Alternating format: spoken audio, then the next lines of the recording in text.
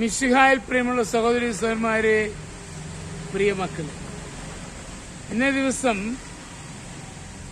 വിശുദ്ധ യോഹന്നാൻ അറിയിച്ച നമ്മുടെ കർത്താവ് മിശിഹായുടെ പരിശുദ്ധ സുവിശേഷം 5-ാം അധ്യായം 44-ാമത്തെ വാക്യം. Saint John's gospel chapter 5 verse 44. പരസ്പരം മഹത്വം സ്വീകരിക്കുകയും ഏക ദൈവത്തിൽ നിന്ന് വരുന്ന മഹത്വം അന്വേഷിക്കാതിരിക്കുകയും ചെയ്യുന്ന നിങ്ങൾക്ക് എങ്ങനെ വിശ്വസിക്കുവാൻ കഴിയും? ദൈവത്തിലേക്കുള്ള ആശ്രയം കുറച്ചിട്ട് പരസ്പരമുള്ള ഒരു ബന്ധത്തിൽ മുന്നോട്ട് പോകുന്ന ഒത്തിരി പേരുണ്ട്. ഇതൊരു ധ്യാനാവസരമാണ്. ഞാന് തോക്കാരംഭിച്ചു. ഏകദേശം 1 മണിക്കൂർ കഴിഞ്ഞപ്പോൾ വലിയ ക്ഷീണം അനുഭവപ്പെടുകയാണ്. എന്റെ കൂടെ സഹായിക്കാൻ വന്ന സഹോദരനോട് തോക്ക് തുടരുവാൻ പറഞ്ഞു.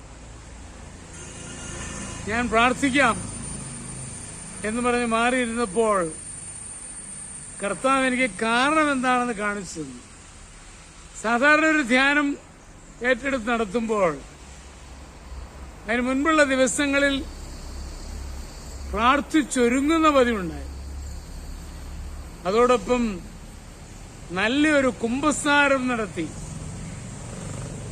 കർത്താവിലുള്ള ആശ്രയത്വം വ്യക്തമാക്കി പോവുകയാണ് പതിവ്. പക്ഷേ ആ ധ്യാനത്തിൽ അതിന് കഴിഞ്ഞില്ല.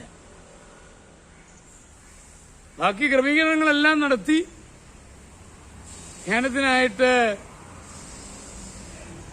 എത്ര ധ്യാനം കഴിഞ്ഞതാ എന്നുള്ള മട്ടിൽ പ്രസംഗിക്കാൻ തുടങ്ങി. എന്നാൽ അത് പൂർത്തീകരിക്കാൻ കഴിയാത്തതിന്റെ കാരണം ഇതാണ് എന്നെനിക്ക് മനസ്സിലായി.